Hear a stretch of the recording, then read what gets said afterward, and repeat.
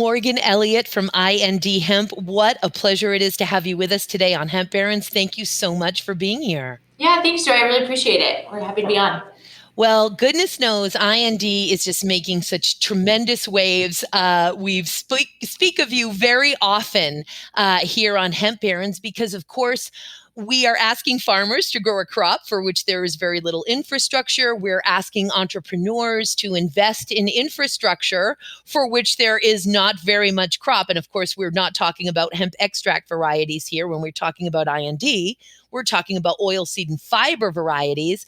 And so for folks to come in and create these infrastructure, these processing facilities for the most nutrient-dense seed on the planet and the longest, strongest, most valuable fiber or cellulose, plant cellulose on the planet, it's everything because we cannot feed these materials into the manufacturing stream and into the stream of commerce unless we're making the raw materials. In comes IND Hemp in Montana. Please first tell us how your family came to hemp. Well, yeah, thanks, Joy. We really appreciate having the opportunity to be on here, and you always say such nice things about our company, and appreciate that a lot. So my dad and I got started in hemp back in 2018. We started a family-owned business. It's my dad and I, and then his wife, Julie. And we really have a heart for the farmer, and we're a mission-driven company. And so at that time, I was working for ADM, and my dad's been in hemp since 2014, and I always kind of thought he was the crazy hemp guy and never really gave him much more thought than that. And I always wanted to work with him, but it was closer to the end of 2018 when I was like, all right, I think I can give this a shot. My degree's in chemical engineering. And so I said, I don't really know anything about hemp, but I can build you a facility.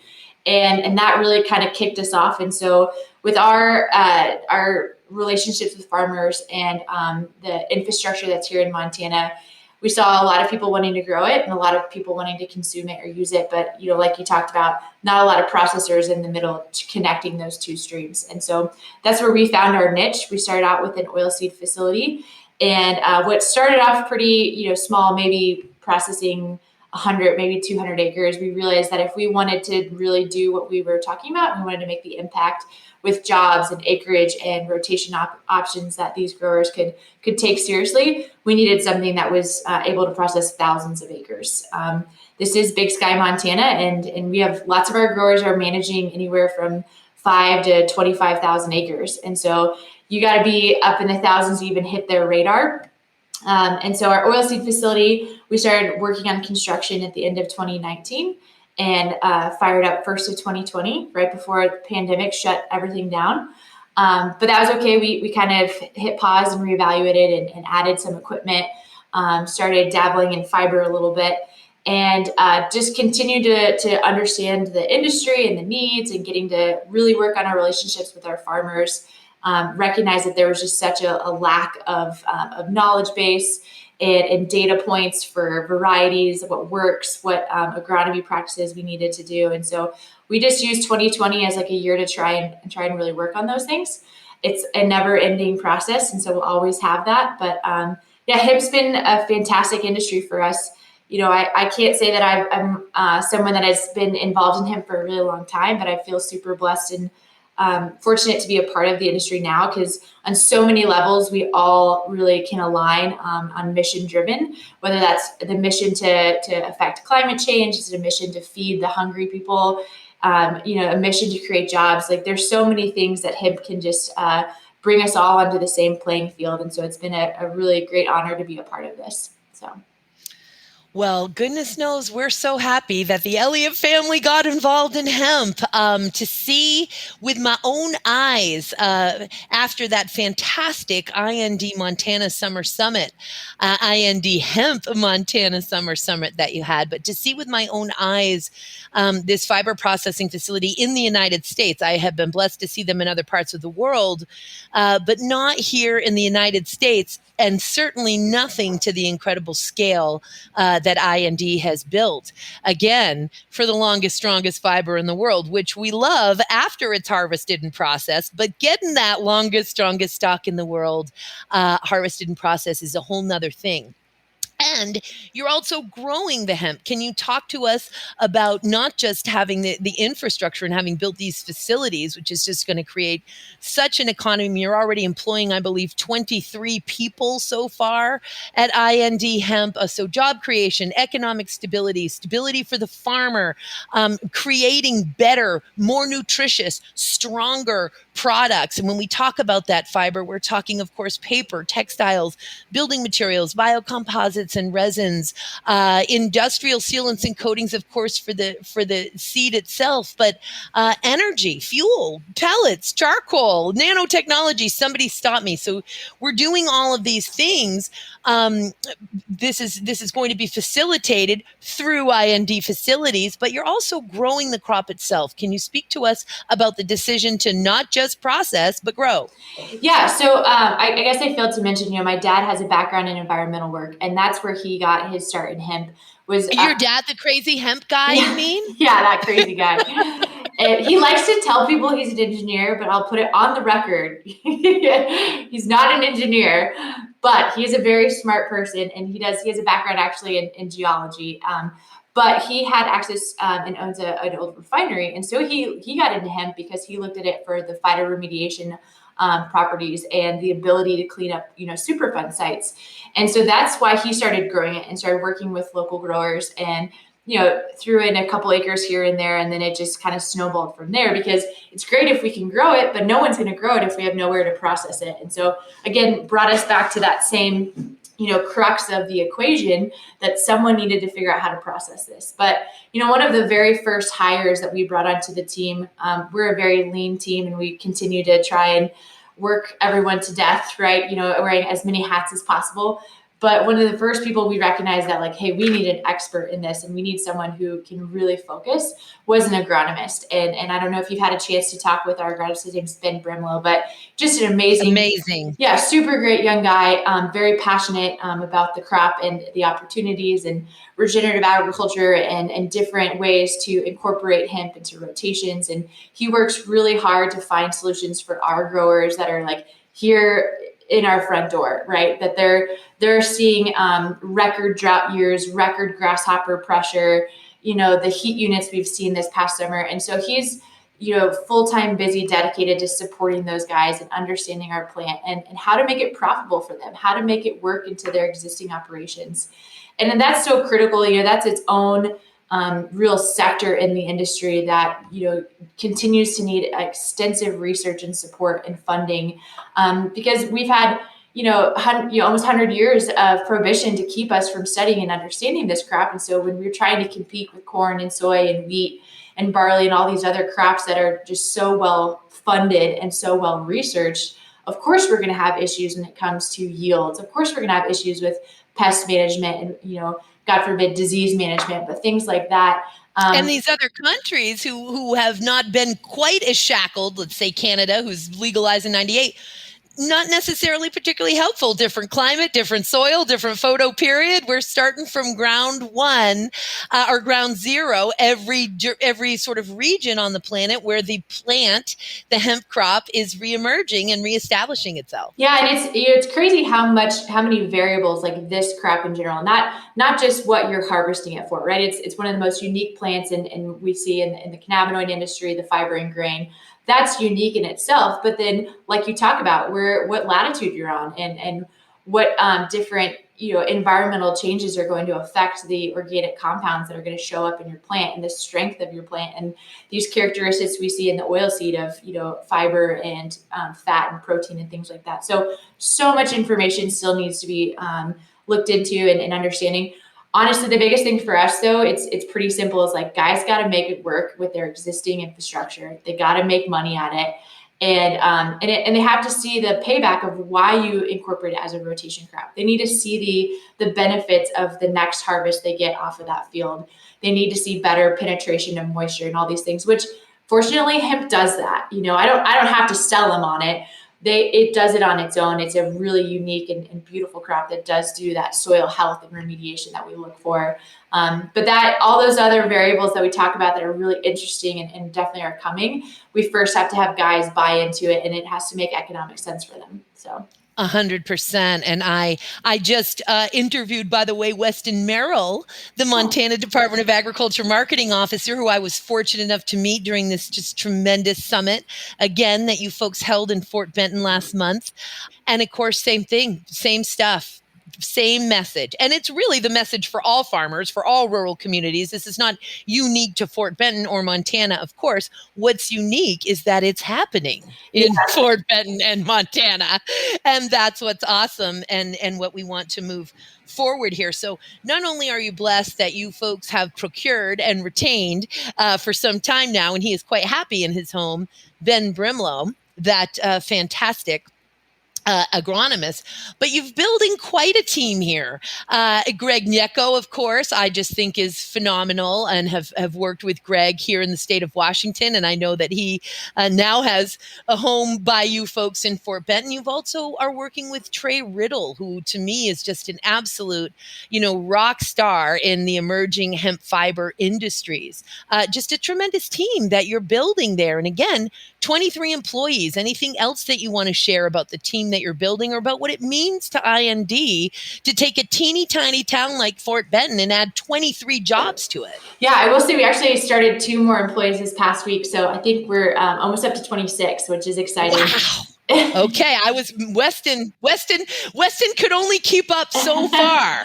Well, I will say before I forget, Weston is just one part of the Department of Agriculture that I really need to give a shout out to, because Montana has really been a leader in not only their policy and their support. Weston just came to a trade show with us this past week in Raleigh and showed support not only for our company, but other hemp businesses in the state of Montana. So they've just been so progressive and forward thinking. They've come out to see our facility multiple times. They're working with us on hot crop testing, and when that can happen, we're looking at doing some of our testing for fiber once it's in the windrow, which I think is a fantastic idea. We're worried about these fiber crops going hot because they do. Their genetics a lot of times are well above that 1%. And but if we're not harvesting it, for the same applications, we should really be testing it at the harvest point, which for us is once you bale it. So anyways, back to the team though, you're absolutely right. Hopefully Dad and I are humble enough to understand we've got a lot of blind spots and we want to fill those gaps and those weaknesses in our team. And I think we've done a great job of that. And fortunately, we found people not only who their skill set and their expertise fits our need, but their mission alignment and their values are very similar to us. And so we're just super thankful for them. Everyone, Trey's fantastic. He brings a huge part of our business when we come online with our fiber building, that we really lean on him, and he's taken it in stride and really championed that side of the business for us. Greg has been awesome about being able to market our business and our story in a way that Dad and I would have never known how to do. And we just continue to add people. I've been fortunate to bring some good friends of mine from Illinois to help start up the operations, people that are family to me that continue to support us not only in the business, but in life. I'm getting married in a few weeks, and I'm really thankful to be able to say, all of our employees will be there and feel like they're part of the family. So Fort Benton, I think, has been great to recognize the opportunity that's here. We're building a hemp campus that hopefully is kind of a poster child of what could be in so many other places of the U.S. And not only for the hemp industry is this great, but also for other small rural communities that have really lost that luster of agriculture and value-added processing, and seeing that it could happen. And because of the logistical issues that we have, like hemp fiber, for example, you have to get a bale to the facility, and there's a distance that no longer makes economical sense. And so that's a problem in the supply chain that's going to always be there. And so it makes more and more sense to have processing more local to growers, where you can make that higher valued product that then you can then ship out to either other processors or end consumers. And so we hope that if we continue to keep our head down and kind of fine tune what we're doing here and advocate for the right things, and absolutely keep ourselves aligned with what our original mission was in creating those jobs and creating those opportunities, that there isn't any reason that we shouldn't be able to take this to other places as well. So And we certainly hope that that happens all over, because the reality is to deliver on the hemp promise, a real economy of scale, and really making it economically, commercially viable for everyone, is we'll be seeing these processing facilities for oil seed and fiber within, really, I think, between 50 and 100 square miles of that biomass feedstock. And ultimately, that's what it's going to take to make it work. But it starts by putting one foot in front of the other and building them. And it is just incredible to see this go up. So many questions that I want to ask, but I also want to make sure we tell the listeners, so what is it that you do in your oilseed processing facility? What raw materials do you make? And what raw materials will we be making in the fiber processing facility, and to feed? And certainly we want, ultimately, you'll be doing raw materials that will go into multiple industries. But right now, we've only got a few we're building. So tell us, what will these processing facilities create? Yeah, thanks for that prompt. So at our oilseeds facility, we bring in raw grain from the farm. We have some on-site storage, and so a lot of times we have guys for about a month to 2 months, depending on our rate, that will have on-site storage for that. And then we clean that grain, and it either goes to our dehulling line or hulling line, where we make hemp hearts and hemp hulls. Which is a fantastic. And let's just take one moment, as it were, to tell our listeners that hulls are shells. We call them hulls in the hemp world. And what's interesting, and tell me what you think about this, Miss Morgan, when we just have the heart, meaning the shell has come off, we call that both hulled, and sometimes we call it dehulled. It doesn't matter. Yeah. So I just wanted to take a moment, when we say hull and dehulled, that we mean shell. That's the shell. And you're taking the shells off, and that beautiful, creamy, delicious, nutrient, protein-filled, dense, nutty flavored heart is what's left. Yeah, our young industry definitely has some lexicon that we're still working through. So that's good to take a moment and educate listeners too. It's a food grade facility. Everything that leaves our facility can go straight to the consumer. So hearts and hulls come off one end, and then the other side we run through a cold press expeller. And so there we're squeezing out the oil. It's the most delicious oil. It has a wonderful nutty flavor. And then our co-products are a protein stream, which is about 50% protein, and then a lower protein stream that we call hemp plus 30, which is a higher fiber content powdered material. So a lot of times you hear it called hemp flour, Flour, and so it goes through some sifting and some sizing equipment. That's something in the industry that's continuing to evolve as well, as we look at plant-based proteins. And there's a lot of future there as well, whether it's the green protein or something similar to like what Victory does, where they take hemp hearts and make a protein out of it. I think that you're really going to see the hemp industry grow into that. Plant-based protein is one of the largest food ingredient sectors that's growing at 10 to 15% increments. It's just huge. So we're really excited to be a part of that. I am an advocate personally. I feel like forever, there's definitely a space for being fully vertically integrated from farm to table. But at the size that we're trying to make an impact and that we're trying to process, we're 30 to 50,000 acres at a time. There's a lot of pieces that have to happen to make that be successful. And so what we kind of have evolved into is we really want to do our portion of the supply chain, and we want to do it really well. And we want to support other businesses like a Victory or a Hemp-a-Texture or other companies that do their part of the supply chain really well, so that successfully we can penetrate the market and deliver a wonderful hemp product, whether it's a finished food or a finished building material, to the customer. And that's a lot for one business to take on. And honestly, I love the idea of more businesses being able to be supported and for us to grow together. There's a lot of pie out there. We all should get a piece of it and share in that glory. And so our oilseeds facility also does feed products. And so I've been really active on the Hemp Feed Coalition and have a personal passion for getting these ingredients approved and into feed additives. So we're talking horses, dogs, cows, chickens. And unfortunately, it's more heavily regulated than food products are. A lot of people don't know that. And so as the regulations continue to come along and we educate the regulators and FDA, CBM, and more research is done, I think hemp meal, or the plus 30 product especially, and the hulls, you'll see a huge growth in that sector as well as the feed. So Absolutely. And certainly when we had Weston on, spoke quite a bit about the companion animal feed carve out, amazing, permission that is just within the borders of the state of Montana. Of course, thanks so much to IND, who spearheaded that piece of legislation and got, the legislators interested. And as you say, you've got just tremendous support there. It wasn't that hard. You have U.S. Senator Don Tester, cheering you on and advocating for you, as well as, of course, your own state legislators and your own Department of Ag. So that companion animal feed, and we speak a lot on this show about this just incredible process between AFCO and the FDA Center for Veterinary Medicine. We have Hunter on. We've always trying to get attention to the Hemp Feed Coalition. It's just tremendous that we don't have a single hemp ingredient for a single species yet approved. But in the great state of Montana, Big Sky, Montana, of course, you've got companion animal feed, cats, dogs, horses, presumably because we do not eat them. And so Montana got that through. Just tremendous stuff. And I'm often reminded of conversation I once had with Jace Calloway, who's just a dear friend and somebody I admire so much for decades now, of Finola.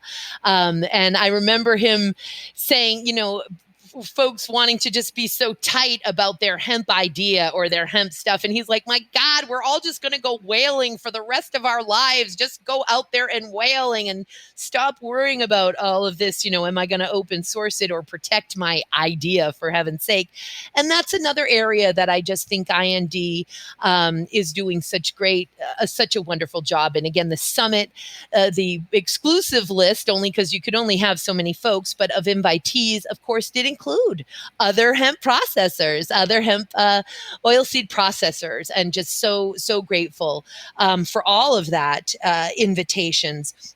Now let's talk a little bit about what the fiber processing facility is going to create and where your sort of immediate market is, given the nascent state of these emerging industries, and where you hope to go from there. Yeah, so we knew we were going to be in fiber, from the beginning, just because from day one, even when Dad was just doing little plots up in Wolf Point area, people are like, well, what the heck am I supposed to do with this straw that's left over? Like you said, longest, strongest fiber.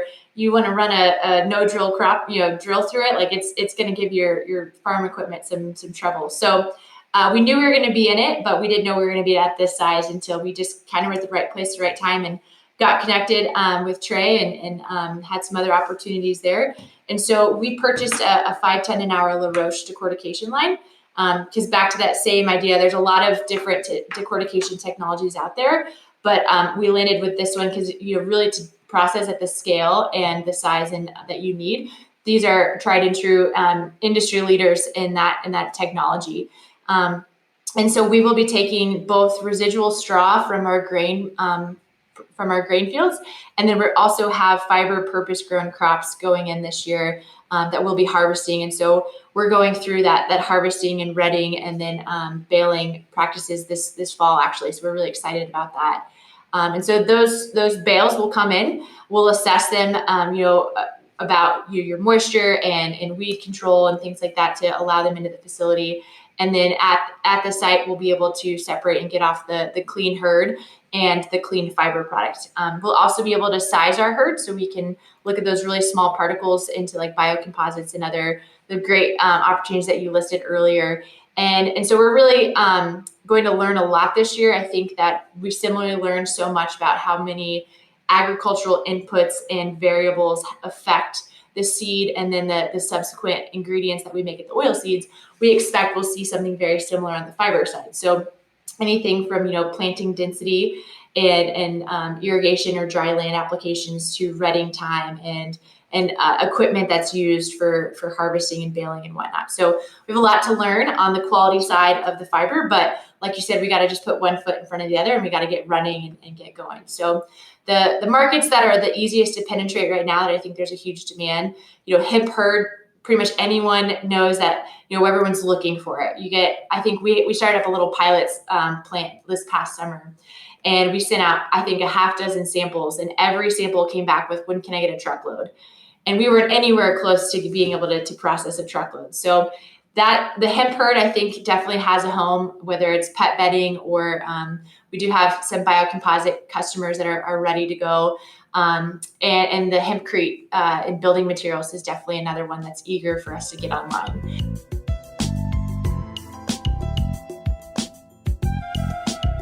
We cannot get enough of it. And you know, the hurd being the inner woody core of that long, strong stalk, as opposed to the bast, that outer bark fiber, which is incredible for textiles and also has its own construction applications. Someone who's been obsessed with hempcrete for a number of years and very involved in hempcrete, I've seen some interesting things with the bast fiber, but it is that hurd as an aggregate for construction infill, and in fact, as an aggregate for all kinds of building materials. So I see that animal bedding and the aggregate for building materials, and particularly hempcrete, as just being like, process it, sister. We need it bad. Yeah, it's definitely a huge demand. One of the partners that we have that I'm really excited to talk about, share, it's actually a foundation called the Well Done Foundation. And so they use our hemp hurd and as an aggregate in their concrete mix, and they're plugging orphaned wells. And so there's a lot of people that don't know that there's a lot of abandoned oil wells out there that are exhausting methane gases. And so this foundation was created actually by a gentleman here in Montana, and he just has a fantastic vision. He comes from the oil and gas industry. His name's Curtis Shuck, and he was able to use some of our hurd product to substitute some of the other aggregate in the concrete and plug a well. And so that's just another thing that we're excited to be a part of. But I think that you'll see the hurd continue to develop. You'll find as the specifications continue to get redefined and distilled down to what they are. You're absolutely right. You're going to see a breadth of industries and markets implode from that. So just incredible. And for the regular listeners, the weaving of episodes that they can see here, because guess who was my most recent interview before you? Mark Mersman of Offset Energy Partners. So we got to speak of Curtis and IND. You come up so frequently, Miss Morgan, so frequently. And that's what happens when you're taking the lead on, fiber. I have been an oilseed and fiber girl for over 30 years, an oilseed and fiber hemp girl. And, hemp extract and CBD and cannabinoids, they sort of hit us all like a ton of bricks 6 or 7 years ago, blindside. And thank goodness for them. It's gotten so many people interested. It's gotten such a huge audience of folks who, might be interested in hearing about how it's going to make products better, and it's better for the land, and it creates a better yield, and it's going to be better for the farmer. They're interested, but man, when you help somebody, have a restful night's sleep who hasn't had one in a while, or relieve someone's shoulder pain that they've been dealing with for 10 years, now they're listening.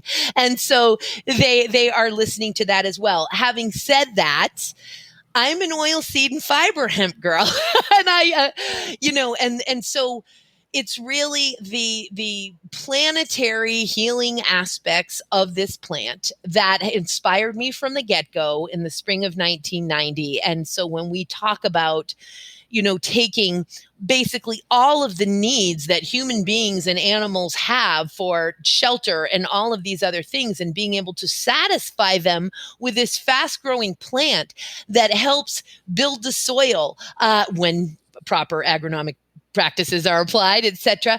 And again, that creates that higher yield. That helps, as you say, deepen the ability for plants to get access to water, particularly as we are getting into this massive water shortage. It's major for me. And so, it's just incredible to see these things happening, and to know that we are going to be able to depend on IND and everyone who duplicates IND to be able to get these raw materials and move forward with these manufacturing practices. Yeah, and I'll say, I forgot to kind of answer the other half of the question of, what do we do with that fiber? And along the lines of the excitement of people understanding and see it, our sales and marketing team was out this past week in Raleigh at the Tech Textile trade show. And we got called out as one of like the up and coming exciting things, because everyone is looking for natural fibers. Everyone knows it. There's efforts being pushed from multiple car companies that are pushing down to their tier 1 and tier 2 suppliers.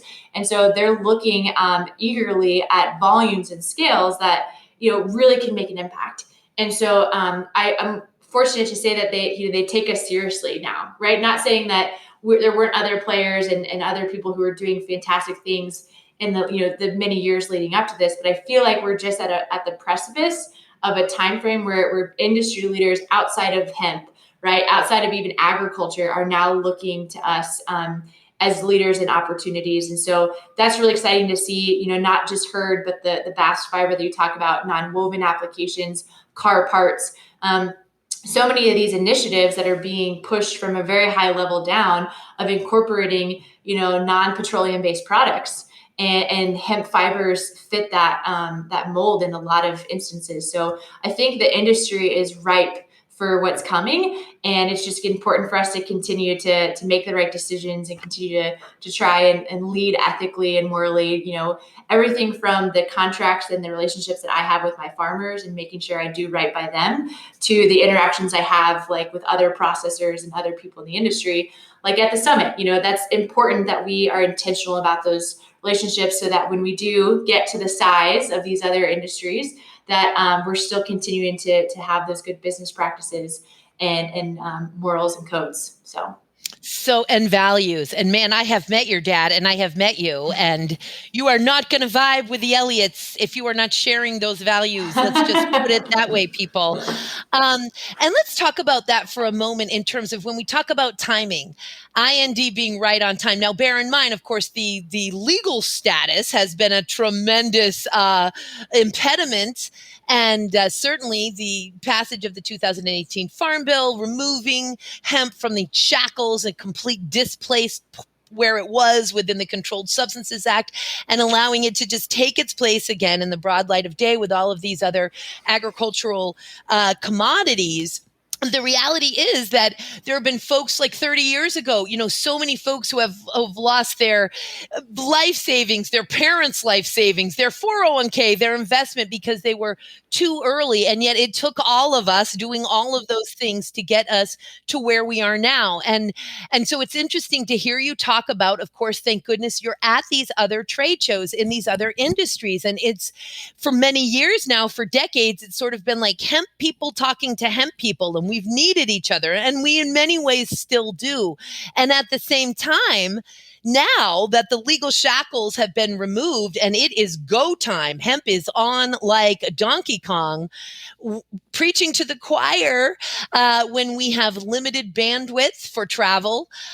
We have limited budgets for marketing. I mean, nobody has an unlimited budget. There are some, but we're dealing with mortals in the real world here. We don't have unlimited budgets or time. So we have to, where can we make the biggest impact to deliver on our mission? And it's no longer necessarily hemp talking to hemp. So you are, like many other hemp companies, branching out beyond the hemp conference scene into these other industries. Tell us a little bit about that, what that journey's like for you. Yeah, it's kind of a sad moment at a time too, because you're totally right. It took all of us to get here. No one gets to hold the crown and say like we got across the finish line. It took everyone to get where we are, and there's still a road ahead of us. By no means have we unfortunately cleared everything, but I think we have, marathon has just begun. Yeah, but we have a lot of really good momentum right now. So I think that it's really exciting, and I hopefully is encouraging to the whole industry that many companies are feeling this kind of change in trajectory of where are we spending our resources. We're no longer penetrating necessarily an advocacy and education pathway only, but now we're able to actually talk about marketing and sales at a level that really sustains these businesses, and it's not just an advocacy effort that someone's having to shoe the bill for that. And so we personally, where we're kind of focusing our efforts. We were at a pet food show earlier this year, laying some groundwork for when more states come online to approve that. Like I said, we were at textile and going to non-woven and other applications and composite shows, and food shows, right? Really making sure that we have a presence in these larger food ingredient shows. So I'm a big fan of hemp hearts, hemp milk. I think there's a lot of, we talked about the hemp protein that's has a huge future above it. So we need people to start looking at the Campbell soups, the Kellogg's, we need them to start looking at us as an ingredient supplier too. And so having a presence at those food shows, we have to get up to standards. We're going through SQF certification right now, and that is a huge undertaking. And so we, as an industry, just have to continue to meet the standards that we can compete with not only the Canadians, but I got to be able to compete with chia seeds, and I got to be able to compete with all these other ingredients that are going into cereals and nutrition bars and things like that. So it's great to see the momentum and the trajectory change. Like I said, it's going to definitely be a little, I think we'll always have a presence of some sort. I think the Southern Hemp Expo is coming up and my dad's going out there. And it'll always be good to come back and get reinvigorated by your fellow hemp friends and industry partners. But I think that there's a time when that will just not have as large of a role in our business. So. No, absolutely. And by the way, I will be moderating your father's panel at Southern Hemp Expo. Oh, I'm good. so excited about that, along with a few others. May I ask you too, as we sort of come to the end of our time together, and it's not necessarily IND focused, but you'd mentioned something earlier, and I just want to make sure that we can educate the listeners. You do such a tremendous job. You're so articulate with the education. When we talked about hot crops, and most of my listeners know what we mean when I say hot crops, hot meaning it has exceeded, and this is what I want you to elaborate on for the listeners. Generally, when we say hot crops, we mean the crop has exceeded 0.3% delta-9 tetrahydrocannabinol, which is an intoxicating component of hemp. And now it is no longer hemp.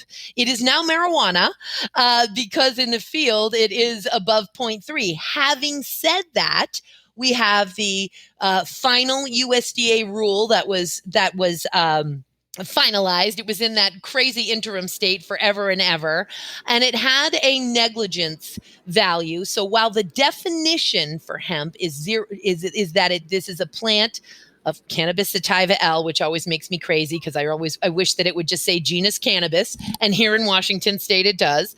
But plant Cannabis sativa L, whether growing or not, that does not contain, including all of its stuff, that does not contain greater than 0.3% delta-9 THC. But we've got this 1% issue. Could you elaborate on that for the listeners? I just didn't want listeners to think we'd magically gotten a 1% definition in the field yet, which of course we're working towards. So tell us what you were referring to, ma'am. Yeah, I apologize for that. And I'll just speak to the Montana policy because that's the only one I really know well. Perfect. And Montana wouldn't be allowed to have that policy if the feds didn't allow them to, because you can have a more strict policy than the USDA. You just can't have a less strict. So what Montana is doing is what the USDA allows them to do in this respect. So it's perfect. And I'm so glad you brought it up. Don't you dare apologize. Yeah. It's a great opportunity to educate. Well, the long and short version of it, essentially for listeners, like Joy said, 0.3% is where we're saying you're not growing hemp anymore. And fortunately, for the State Department of Ag, they allow growers up to 1%, right? That's a crop that's kind of in that gray zone that they're not going to ding their permit on. And after that 1%, that's when they have a violation of their license, and you only get 3 strikes before you're out, kind of thing. And so that's where a lot of our growers, most of our grain crops are nowhere even close to that 0.3%, right? We're not even non-detectable limits. But these fiber crops, and that's how the plant grows. These are the organic compounds that are naturally occurring. They are not limiting THC. Does that mean that we can go out to a fiber crop and roll up a joint and have a good time? No, that's not happening either. But unfortunately, that's just the limits that the USDA has put on us, and that's where our definition is right now. So we'll play by the rules. But what I alluded to is what Montana is doing, and they're in kind of the testing phase right now to prove that this philosophy makes sense. And so they came out and they tested our fields for fiber 2 weeks before they harvested. And many of our crops, we grew several Chinese varieties, Jinma, Yuma, and several of those came back at higher than 1% THC. And so at current definitions, right, that grower would have got a ding on his permit, and he would have to destroy that crop. Well, we're also fortunate that the state of Montana considers decortication a method of destruction.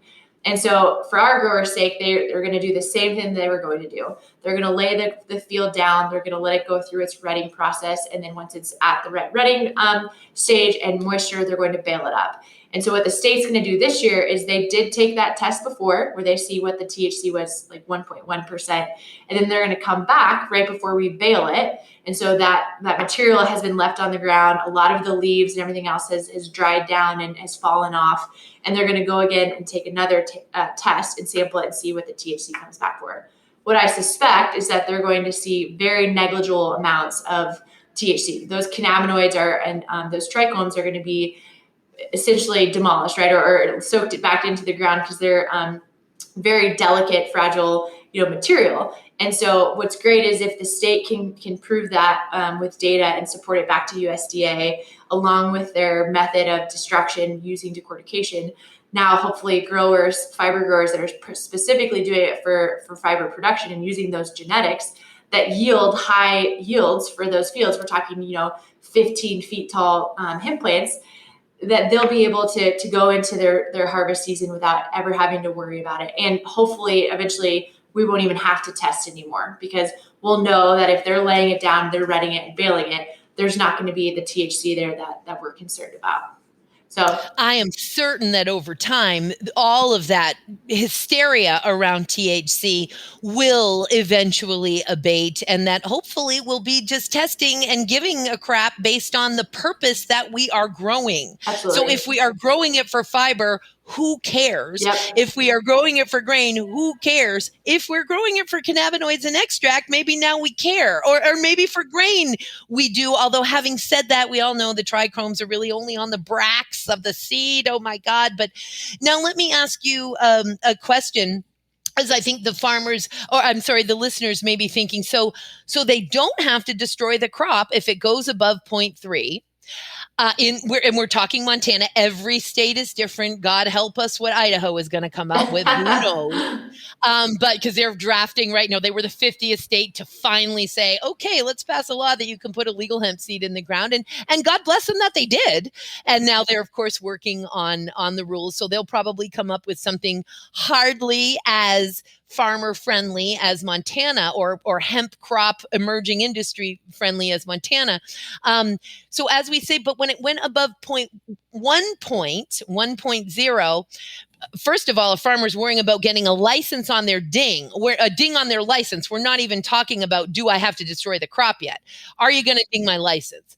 Because if I get it dinged a certain amount of times, I'm out. And that's on a federal and a state level. The USDA is working with the state departments of ag in that respect and the tribes.